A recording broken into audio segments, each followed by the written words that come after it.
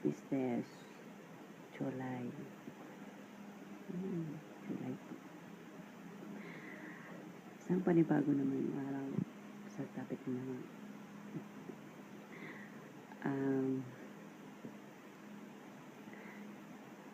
Walang trip-trip, walang pagkalaman. Okay, yung topic ko ngayon,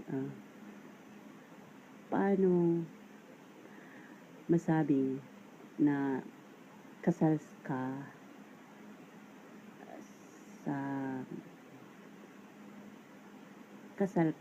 mga OFW sa ibang bansa.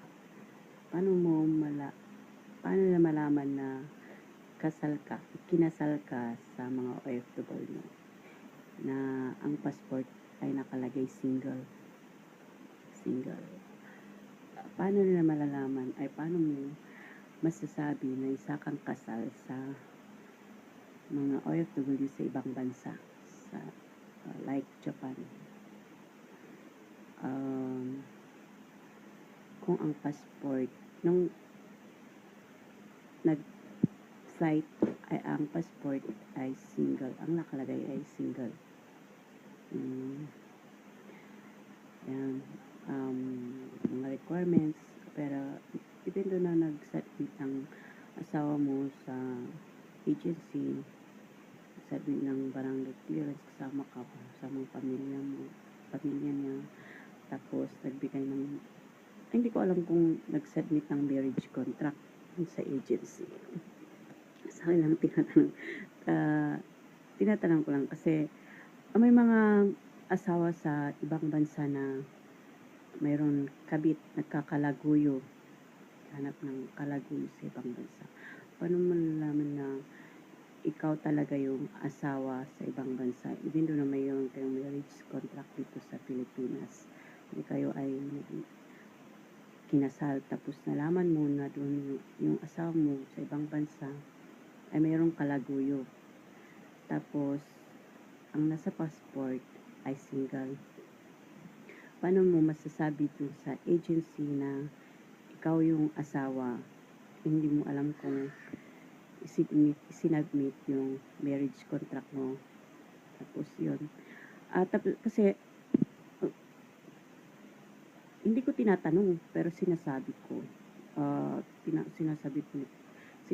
na paano mo malalaman dun sa agency na na-applyan ng asawa mo na ikaw yung legal wife sa Pilipinas nung nag-flight ang asawa mo sa ibang bansa, tapos nalaman mo na mayroong kalaguyo, even though na wala silang walang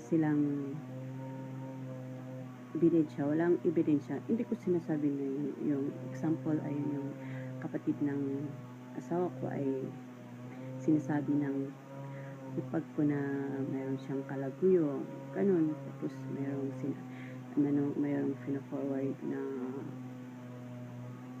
picture dun sa hipag ko, sinasabi na may kalaguyo yung asawa niya dun sa ibang bansa.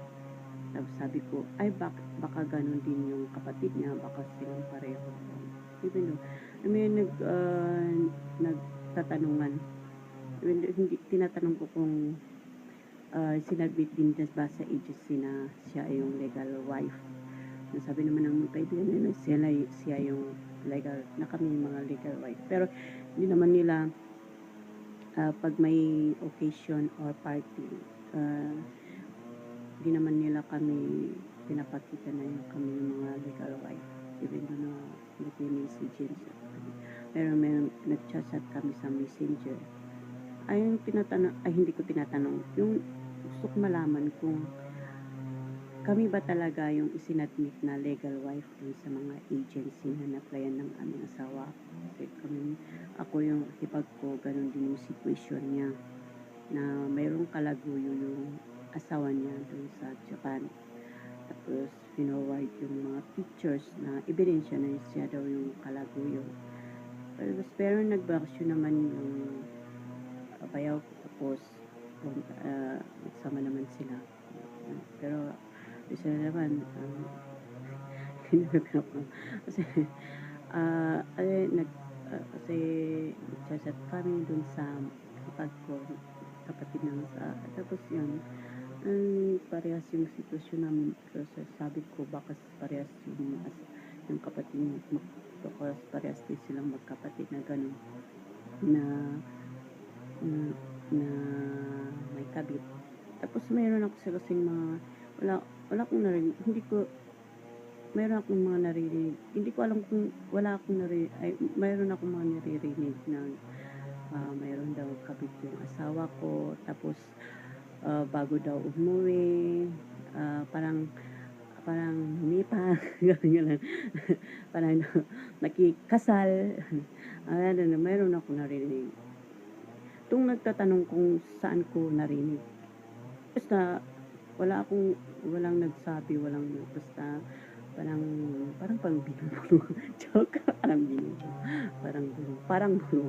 Wala akong ebidensya, wala ding taong nagsabi sa akin. Basta, sabi ko na gano'n, mayroong binubulong, may bulong. Baka sabi, ano yun? Ano yun? Naka-high ka siguro, hindi naka-high. Na bago nag-flight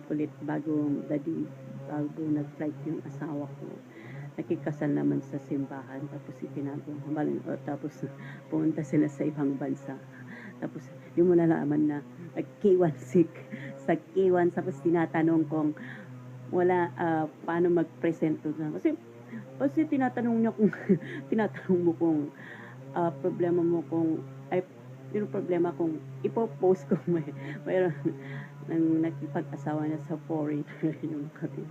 Ano ba yung tinatanong sa immigration. Sabi ko, bakit magbibigay ka ng visa?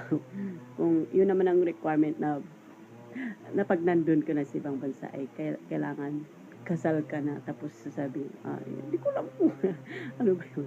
Kung totoo ba na nagpa-present ka na, kinasal ka na sa Immigration Philippines dun sa ibang bansa. Parang similarity din sa agency, sabi ko. Paano namin na malalaman yung sinabi ito yung mga marriage contract sa agency? Yung mga passport single na kalagay the day after, kasi the day 9 months, 8 months before na pupunta doon yung mister mo, bago 3 days before ay inahan niya na muna siya, or parang kwan muna, i-insist muna, hindi naman i-insistahin muna, bago siya mag-flight, bago siya kung sa ibang bansa, papakasal muna kayo. Ayun, tapos meron akong manarinig mga bulong. Ano yun? Ano yung naka-high? Naka-drugs? Hindi, mga bulong. Totoo ba yun? Hindi. Totoo ba yun? Mga bulong. Tapos, hindi, mga hinala, mga haka-haka. Ano totoo ba mga haka-haka? Pero, yung haka mo dun sa haka mo, isang hinala mo dun sa kanya na siya yung kabit na kinasal dito Pilipinas, pumunta sa ibang bansa yun. Tapos tinatanong din kung ano ba, magpe-presents na kami kung kinasal na ako dito sa ibang bansa. Andito sa Pilipinas ka ako pala. Ano ba dito sa Pilipinas, ay sa ibang bansa, tinatanong pala sa immigration ko kinasal na. Kasi pag-post ka o mag-videos, walang presents na foreigner kung ito na yung asawa mo. Hindi ka pa sinihintay mo yung asawa mo na lang, gusto niyang i-presents na siya na ang may asawa sa asawa mo. Ano ba yun ang condition? Joke lang. Pero malay mo totoo. Kasi yun yung balibalita, kasi nandun na sa ibang bansa, tapos nandun yung asawa mo sa ibang bansa. Malay mo yung ang lapit ng Japan sa ibang bansa, US ka naman ba doon? Tapos malang cruise counter, tapos bigla naman walang imposible sa pera. Gagawa mo. Pag nasa ibang bansa, pwede ka nang pwede mo nang libutin ang mundo. Walang imposible. Diba? Kasi walang imposible na makakuha ng visa tapos punta ka sa ibang malay mo church ka na. Totoo na ako nga madami akong kachat pero paano ba makabingwit ng foreigner? Sana naman mag-invite mo. Ay, you go and get your visa. Naku, magsasaya ako siguro. All the way. Kapoy ta. Sabi ko, sana daw, huwag papakuha ng visa. Naku, magsasaya ako siguro kung gano'n. Kasi ang dami na akong sa kachat. Tapos nagkita ako na mag-invite na pupunta sa ibang visa. Tapos sabi ko, kaya, ikat talaga siya na. Ano ko? Kaya ako siguro naghihintay ako. Paano ba makabili? Tsaka siguro. Tapos, hindi ako nakatsaga. Yun, sabi ako nakapagkasawa sa bana. Pituloy ko. Malay. Pero, tsaga pa rin pala. Hindi ako nakatsaga. Ayun, ba pala yun? Ay, aray ko. Yan ako. Sabi ko, ay. Nagising na pala. Ayun.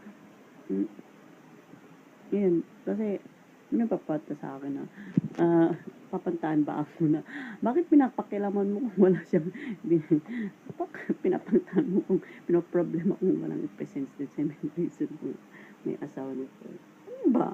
Tinatanong ko din po sa asawa ko kung bakit may balibalita na kabit na kalapit. Malmalay mo kung nag-over the country tapos may balibalita na ikansal dito. Ang concern ko, anong concern? Ako na akong concern. Ayun na. Sa akin, change passport na Mary. Tapos baka sabihin mo, change passport na Mary. Tapos, ayun pala yung binoproblema kong mag-present na ko. Baka yung asawa ko i-present. Ayun. Concern. Okay. Aloy. Ayun.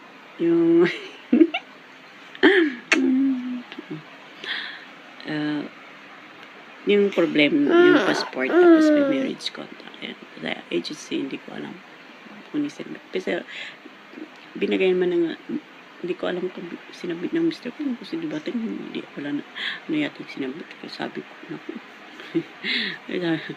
Sabi ko. And, kasi sa sustain, so, tapos support. Kaya, pinasal naman.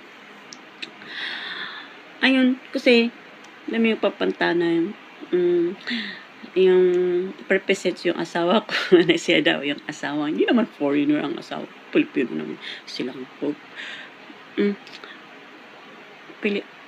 Pinoy ka ako. Pinoy sila po. Kaya sabi ko, foreigner bang asawa ko sa Japan? Hindi naman siya foreigner. Ano ba hinihintay na? Haka ba naman? Kasi baka, nag-sacrifice ka na po. Nag-sacrifice ka na makikasal sa foreigner. Sabi ko naman sa'yo, kung mahal mo talaga yung asawa ko, sabihin mo na, give up ko. Para hindi kayo na mahirapan dalawang sabi ko. Sa asawa ko pala. Diba? Para hindi kayo nabuglilitaw dito sa paligid sa kapit-kapit bahay. Hindi, joke naman yun. Ano yun, invisible? Mayroon bang healing? Totoo ba yun? Hindi ko lang naman. Pero mga boses pa similarities. Palig-paligid. Ako pinapangtahan ako, pinamatay na ako. Sa kasasabi na pinoproblem. Hindi, siyempre, pag-post mo yung videos mo, pag-post public, malamang kung private mo, malamang hindi na mapanood niyan. Siyempre, pag-post, tapos sinasabi mo, pinopost mo, siyempre, malamang pinapanood yan. Mali ba na lang kung private, siyempre, hindi mo na mapanood yan. Sabi ko na, kaya na, Diyos ko. Wala, uy, hindi, hindi ko inikuan yan kasi problema nila yung pinag-reason, hindi ko problema yun. Ang sa akin lang, yung asawa ko tinatanong kung may kabit na pakasal tapos ayun. Tapos sinasabi na kaya pinoproblema nila kung bakit sila nagta-sacrifice ng pag-asawa na lang sa foreign. Sila naman ang namamahalan. Ako, Diyos ko, thy Lord. Ganun. Na pwede bang dala-dalawang asawa. Ay, naku, sa asawa. Sa asawa. Ano ba? Ano na? Nakahanap yung sex sa ibang bansa. Ganun ang sex. Ay, nabubuhay ka po sa sex. Tapos, babalik na po. Naghirap na tayo, mahal ko. Hindi ko na mabayaran mga tao na to. Hindi, joke. Sabi ko na. Ayun. Ito na. Buhay lang lahat.